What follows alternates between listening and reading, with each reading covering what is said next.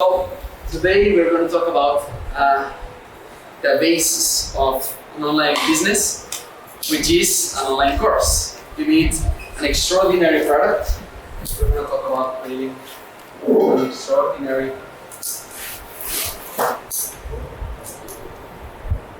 product. Okay? Because an extraordinary product will allow us to what will have what's the effect of an extraordinary product? What do you think provides to you, to your business, having an extraordinary product? What are your ideas? In terms of course or in terms Of the brand, for example, it gives us authority, yeah. right? Authority.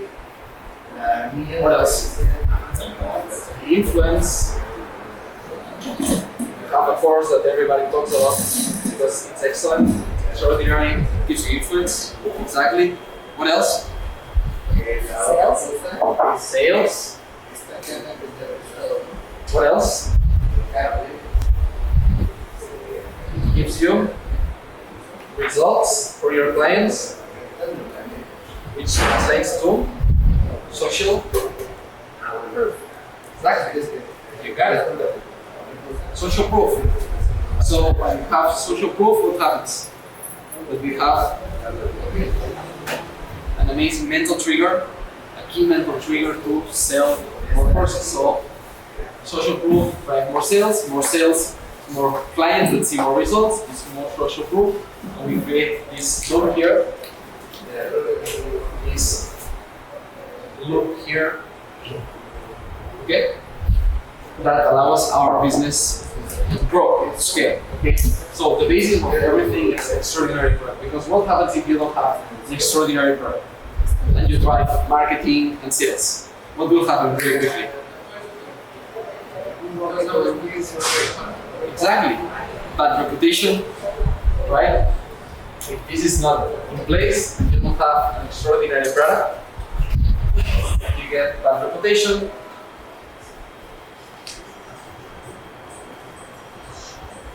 You get bad reviews. And basically you go bankrupt. Because your business, people say, okay, it's not working. This business are just selling smoke, they are a scam, they are, fake. So people, the internet, the good and the bad thing of the internet is that everything goes really quick. So if you have a really amazing product, in a couple of months, you can have this cycle here. If you have a bad product, people will tell really, really quick. Okay? So this is the thing. That's what we want, an extraordinary product. And what do you think are the key components of an extraordinary product? Which ones? What are the pillars that you think create an extraordinary product? Content. We'll get into the nitty-gritty. Valuable content. Yeah, exactly. We need valuable content. And what's valuable content? Can you go more specific? That creates Right? tangible things for people to do, that creates change. Okay. It's practical. Yeah, strategy. Practical. Provides strategy. Tested, it's been like time tested, works. Tested. Tested means drive results. Fantastic. Correct. What else? Solve problem. Correct. Extraordinary product. Exactly. Solves. And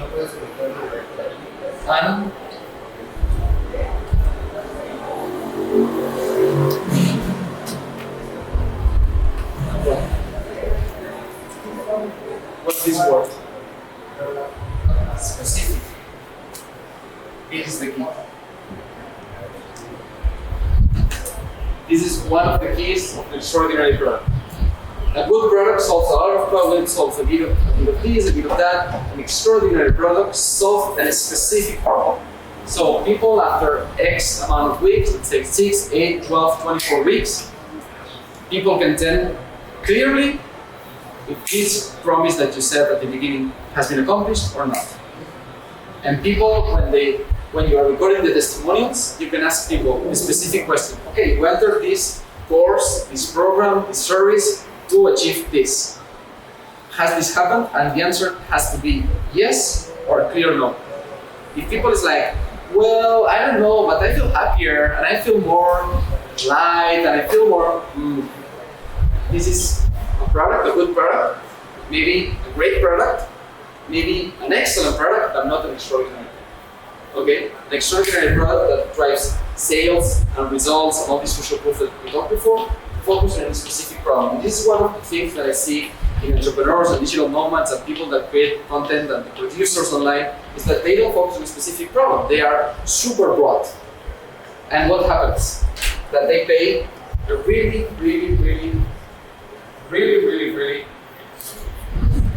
high tax. I call it the, you know what's this tax? When you are not specific, what that means? Views. You are too broad.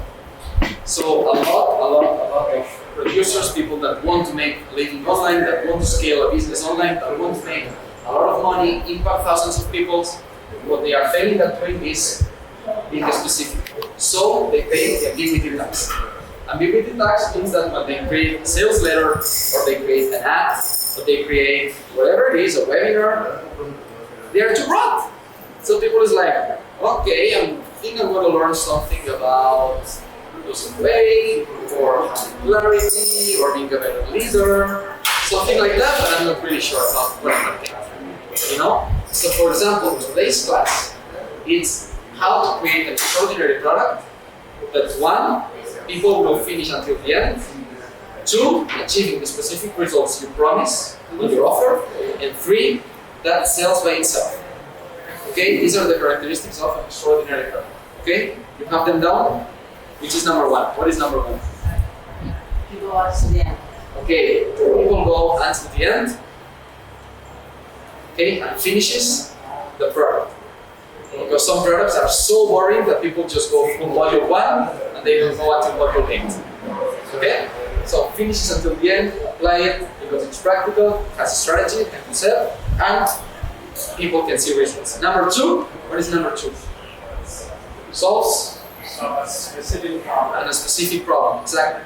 This is an extraordinary product. 2, solves a specific problem. 1, if you want to solve another problem because you are a well of knowledge and you know how to help people in other ways, fantastic. You give that knowledge for the next product, but not for this one.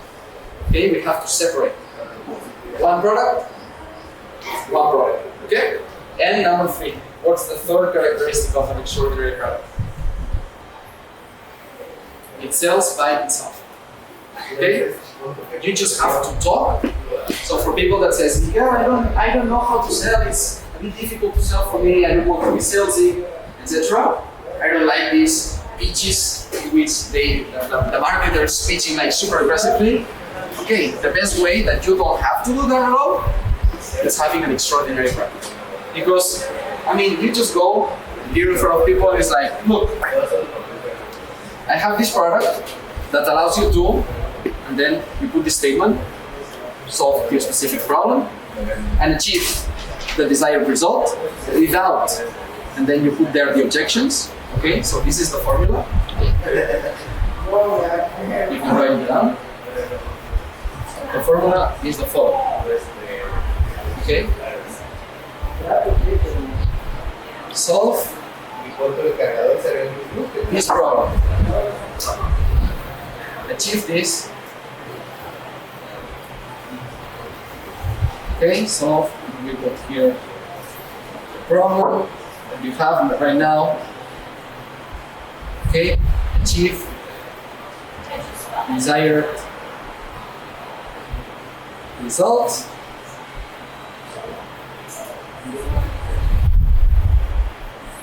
Without, and here the objection.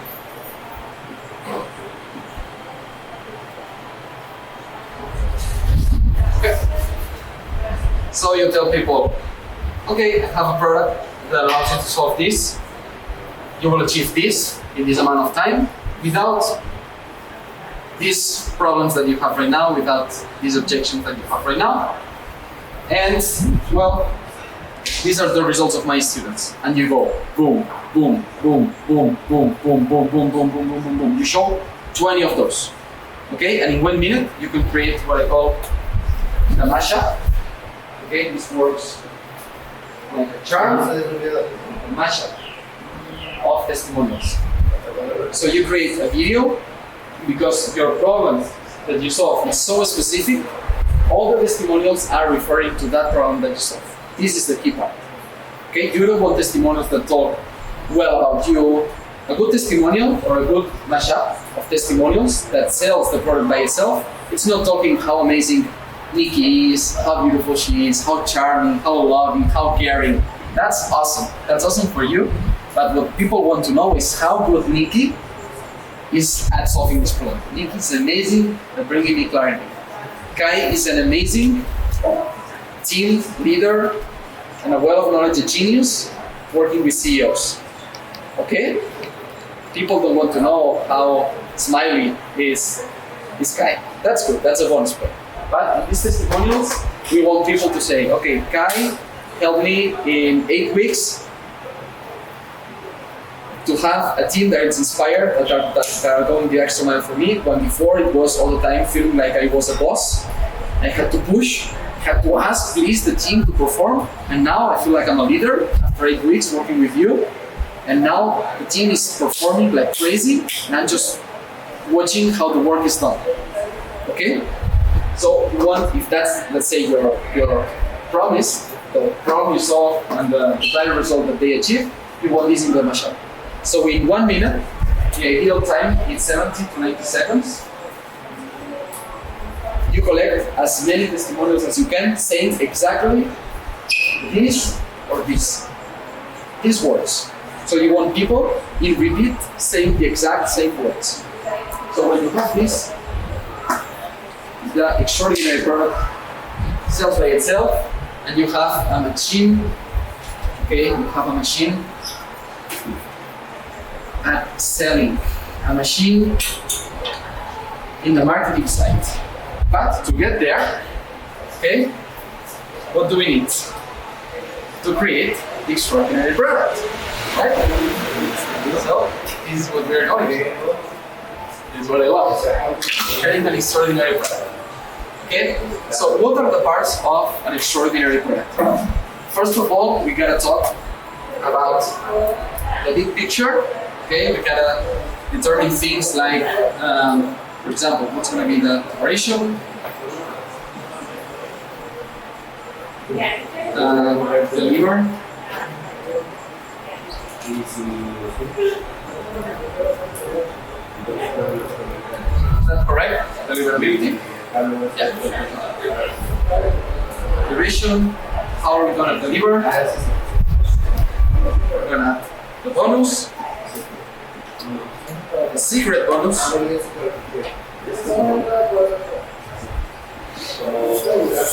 is what you call the over deliver. Okay, then we need the price. So we have the ratio, how you're going to deliver, then what it includes, of course, what is in it for me. Okay, what is in it for me? Okay, there's no need. Okay. What is in it for me?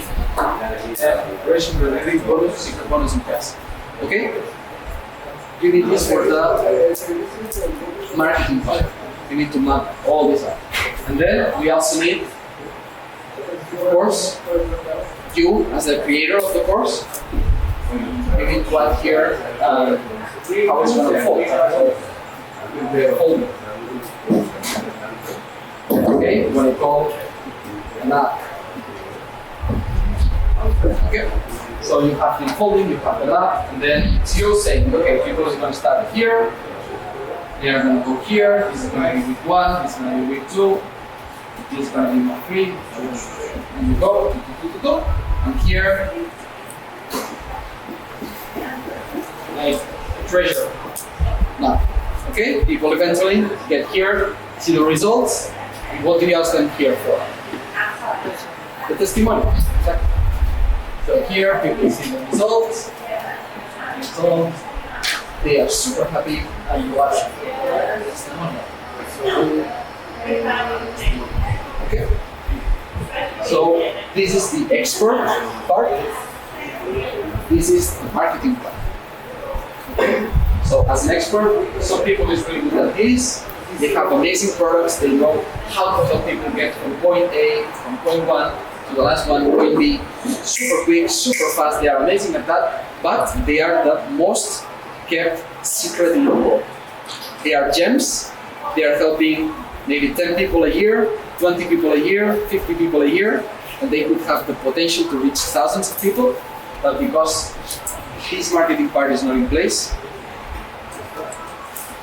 they have a gem, but hidden gem, okay, secret gem, that just they know, like, I have an amazing product, okay, cool, but we'll focus here.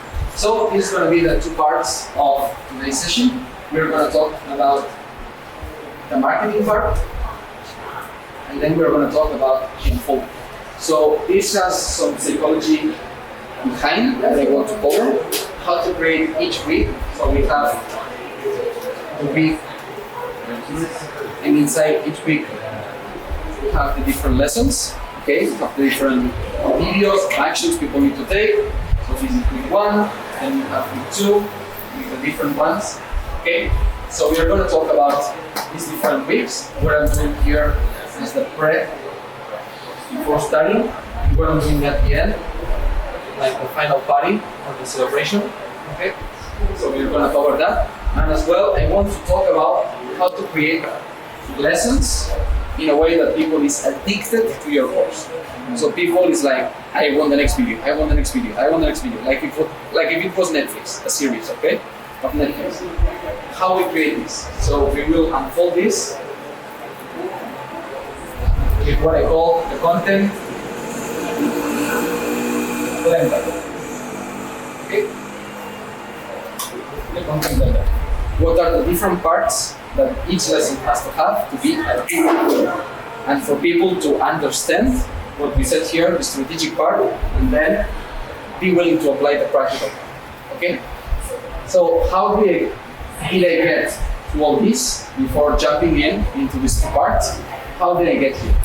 I started 3 years ago my first company, my first online business around nutrition, around healthy habits, and at first I was lost. I was completely lost because I was getting out of the university, I was finishing my degree, I was a registered dietitian, I had my title, but I didn't know how to do this part at all, marketing, zero. And when it came to this, I had a lot of theory, so I had what I call, I'm gonna write it here, the expert. You know this, what it is, the expert? You know, what's his name? The expert course. What does that mean? That experts talk in expert language. But because we are so focused on books and scientific studies and research and all that high-level advanced stuff, we forget that people speak another language. So I was talking about biochemistry, I was talking about energy in the body, how it metabolizes everything, the glucose and this and that, and I was missing that people don't care anything about glucose and the Krebs cycle and everything that's happening in our body.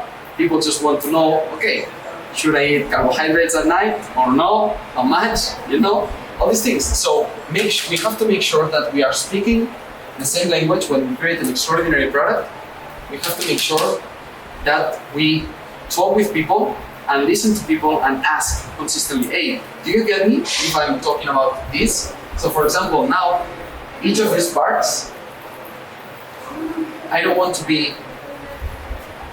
say, okay, I don't want to take for granted that you all know all these concepts and that you know all these concepts here. So what I want to do as a teacher, or what I want to do as the creator of a course, you want to make sure that every time it's like, okay, did I get my message across? Did I explain well? Do you have any questions on some of these terms? And people might be like, oh, I don't know what means deliverability. It's like, okay, cool. For me it's obvious, but I understand that it may not be, because Miguel 3 years ago, probably I would have asked the same question, you know? So when you create your course, you want to make sure that this is understood. And I had a mentor that taught me this part here, right here. The content blender is from one of my mentors, Paulo, that he was really into the psychology of teaching. So he studied a lot of years about how to create courses, the psychology behind a course, the psychology behind all the series that are so addictive and movies that people can't stop at watching. So he created a system that has psychology here that I want to share with you today that works really well. And when I started applying this, I created 2 courses that people were like, wow, I want more. So that's the effect. When you achieve that people here, they go through all the course, they see the results, and they say, more. Okay, you know that you have an extraordinary product. If people here is like, okay, I'm fine, then probably you have something to change here, okay? So these are KPIs that I'm giving you that you can write down to know if you have something to change or if you are going in the right direction, okay? So this is a sign that people want another course from you, and remember, it's much easier, 10 times easier to sell to somebody who's already a client than somebody who is completely new, okay? So that's why we want to create extraordinary courses. As well for the testimonials, to sell again to somebody new, but as well to create a loyal community of raving fans. Because if people is in love with your product, they will want to buy from you again. Okay? So these are all the benefits of creating this extraordinary product. So this is the same thing that I applied with courses that I had 300 students in them, 200 students, 100 students. Some of them were successful because there were more of a volume. I wanted to reach more people, so lower price and more volume. And some others that I sold 1,200 each, and I had more than 100 students at that price. So when you create an extraordinary product, the good thing is that you just iterate. I created an amazing baseline that was really good. I spent a lot of time researching, a lot of time asking people surveys. Okay, surveys is the key that we will be talking today all the time. Surveys. Survey your people, your audience constantly. If you bought from me, why did you buy from me? If you didn't buy from me, why you didn't buy from me? If you are stuck in module 3, week 3, why are you stuck? What's missing? What do you need me to help you, unlock and continue? So it's all about surveys. If you go through my courses, the ones that I had on the health business, you will see that I would be surveying you like at least 8 times in 2 weeks. Okay? You send them an email or? Yeah, exactly. I send them an email with a link saying, hey, I would love to hear from you. I really appreciate you being in week 4. I appreciate, so it's the sandwich technique. You'll give a praise of something they did well. Wow, you're in week 4, amazing. A lot of people are staying week 2. You are super committed, congratulations. I would love to know now, what can I do to improve what you already liked? Click this link and let me know, okay? So I'm sending Google Forms or Typeform or SurveyMonkey or whatever is the platform that you use to survey people, but you want to survey in each step, okay? So you want to survey for the quality of your product, also for the marketing. We're going to talk now about surveys, something that's interesting. Okay. You create an amazing baseline. Thanks to surveys that you get from buyers, okay, non-buyers. So when you pitch the offer, people who is not buying from you, because usually this is the 1% of your launch or your webinar. This is the 99%. Okay, and from the buyers, each week or every 2 weeks of your course. Okay, So this is the way I could create a really amazing baseline. I had 20 clients in my first program, the first edition, first one of this program. And then in order to get from these 20 clients to more than 120 for this program that was selling at 1200, it was a matter of refining, understanding, listening, and then improving, iterating. So I had second edition and I got into the sixth edition. Okay? And I can tell you it pays off. Because when you have an start product, the biggest part, the most difficult part is to create this baseline. But then improvements, maybe it's just 10% of all the energy you need to create this baseline. And with these 10% improvements, it's a lot. I mean, with low effort, you create big changes in the marketing part, so you drive a lot of sales without you having to create new programs. Because I see sometimes entrepreneurs that create programs like crazy. They sell like to 10 people and they create a new program. It's like, wait, you have 10 people, survey them, understand from them, listen from them, and then if 10 people bought, probably 1,000 people or 10,000 people have the same program. Just improve your marketing so that you can attract these people with the same problem to do the course. Okay? So what I like to do when I'm creating these courses as well is to create, okay, I'm giving you a lot of inputs, I know, but then we will put it all together. So it makes sense in a calendar, in a step-by-step process. Okay? But this is my thinking when I'm creating courses, when I'm creating a new company or whatever it is, it's like, okay, I'm going to create different products. Okay, I want to create a value ladder. So we'll talk about a value ladder. Okay, and from the value ladder, we now go to this part, and you will see that with the same framework, we will create all the suite of products that sustains our business. Okay? Cool. So value ladder. We want to have a product that is below $97. Okay? This is our entry program. Okay? You want to create a program that is easy, people don't have to trust you a lot. They just need, okay, feel it's okay, it's not a big deal. If it doesn't work, what am I losing? $47, $67, $97. There's a guarantee. I see that there's a 14-day guarantee. So I just click a button, I ask for the guarantee, and if they are not refunding me the money, well, I'm just losing 97. Okay? So this is a great way for people to enter your universe. And you have an extraordinary product for 97 that people perceive, at least they would pay 500 or 1,000.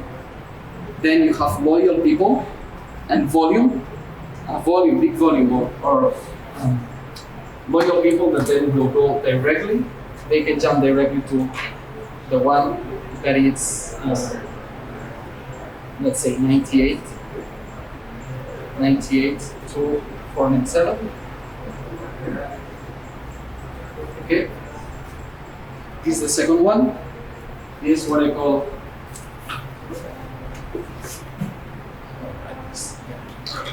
this is the let's say tripwire or the tasting program. Okay, this is the starter. Here you go more in detail to solve really a specific problem. Then you have your start product. This one ranges, okay, from 498 to 997. And normally recommend this price because people below 1,000, their mentality and their will to invest is usually higher, so you can get more volume, especially when you are starting out. But when you have at least like, let's say 20 clients, 25 clients, or testimonials here, really good results, then you can move it to 1,497 or 1,997. Okay, so the more solidified in the market and the more authority you have in the market with this start product 997, you can then slowly move it to 1997 because you're also adding more functionalities, for example, or more coaching, whatever it is that gives value. A mastermind, a bigger community, whatever it is. Okay, and then you always want to have your high ticket.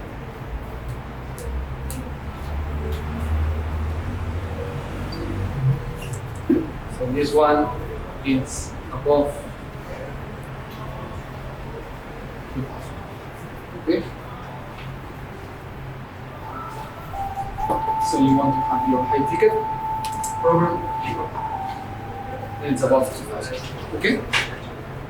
So this is the suite of products that you want to create. I usually like to have one of these, then 3 of these, 2 or 3 of these, and then as many as possible of these.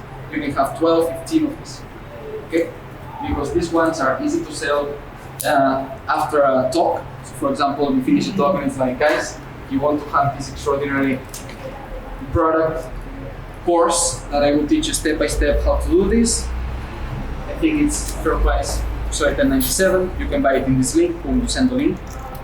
And after each talk, if you have like 8 talks, 8 different topics, you can have 8 different products at the end of this talk. Okay? So these are like little tastings for people to see what are you offering. Then the starters is like depending on how many problems you think you can solve easily. This is usually pre-recorded, 100%, so it doesn't depend on your time. Maybe 1 monthly call, or maybe just community-based, so people can access a community, but it doesn't take a lot of time. This one usually includes live calls or one-on-one coaching, something more personalized. And this one usually it's when you have access to a coach. To a coach, to you, whatever it is. It's a product that people usually pay for customization.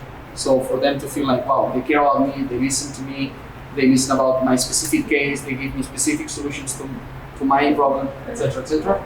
So that's why people pay high ticket as well.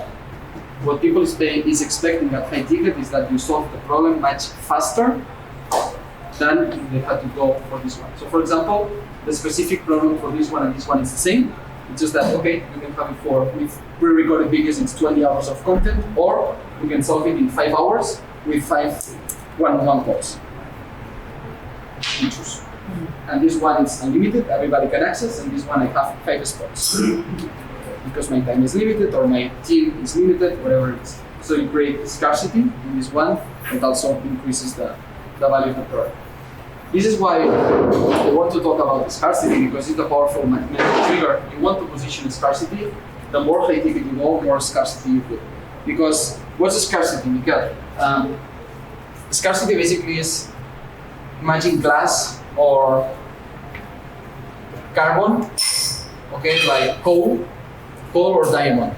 Both are carbon strings, right? Carbon, but with different pressures. One is coal, and the other one is diamond. So the diamond, it's unique, it's rare, it's more scarce, so the price goes up. So, what's in it for me?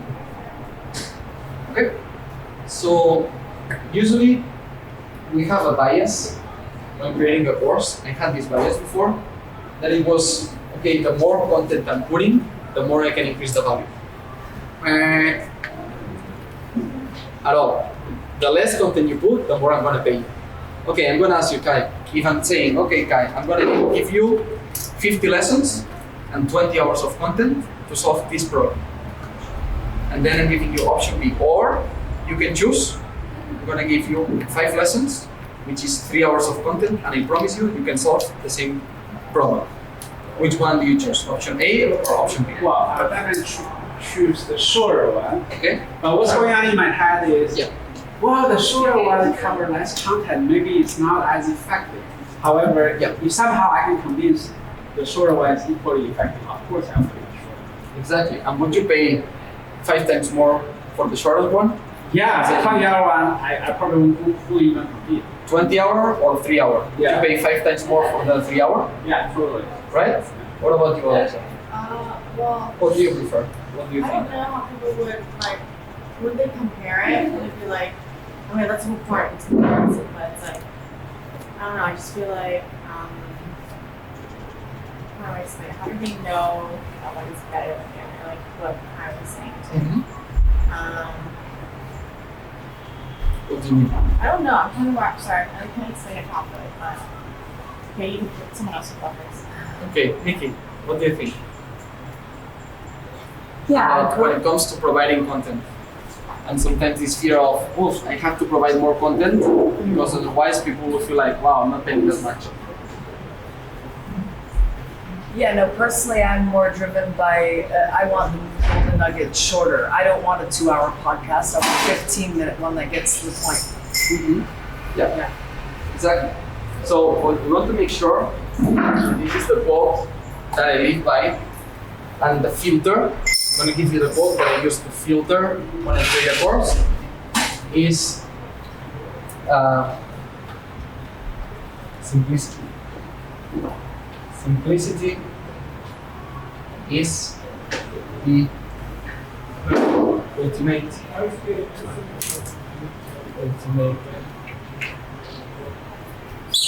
simplicity. How do you spell PH, right? Sophistication. Okay. So, perfection, I'm going to give you another quote, which is perfection is not when you don't have anything else to add, it's when you don't have anything to take out. Okay? So the perfect course is not when I say, okay, I have run out of ideas, I don't know what else to add to provide value. No, it's like, if I took this lesson, the course and people would achieve the result. If the answer is yes, you take it out.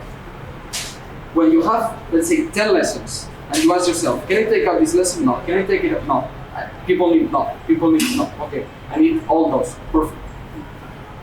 When you feel like all of these lessons are mandatory for people to achieve the result, if you take out one, people is not achieving the result for sure, then you have the perfect course. Whether it's here, whether it's here, whether it's here, whether it's here. One of the courses that I sold the most, the other day I was checking how many students did I had. 367 students, $97. 10 lessons. 10. And each lesson was 8 to 10 minutes. Nothing else. I recorded it once in May 2018, and I was selling this in 2020 without changing anything. Absolutely anything. Maybe adding some PDFs, adding some things for people to make it easier, because they were like, okay, I want something to bring the theory into the practical part. Boom, I was providing the tools, I was providing the documents, etc. But the same recorded videos, and people were loving it. Okay? Because before recording these videos, I used the content blender that we will see afterwards. Okay? The different parts for each lesson to make it attractive and addictive. Okay? But remember, you can sell this, then it takes you 1 day to record. I recorded from 10 a.m. in the morning to sunset, and I had good light, and I had a course that made me multiply. So it's $136,000 in automatic, 100% automatic. How do you prevent people from copying the videos? So if there's a friend who's interested, like, oh yeah, I know this guy who can teach this really well. Yeah. I'm just like, sure. How do you prevent that from happening? Yeah, that's a really good question specifically for these ones, because it's usually content. The thing is, how do I prevent, good question, Alexa, how do I prevent people for copying my content, right? Of these videos. Imagine it's 10 videos that it's quite easy to copy and to replicate, right? What you're giving them is two things. One is your cachet, your, let's say, purchasing from your brand. Okay? So it's like, wow. I mean, there are better phones than the iPhone. Technologically, there are Chinese versions that are cheaper and more powerful than this. But what's the difference that this one has the Apple? The other ones no. What's the status? What's the brand that means for the people who's buying from you to buy from you?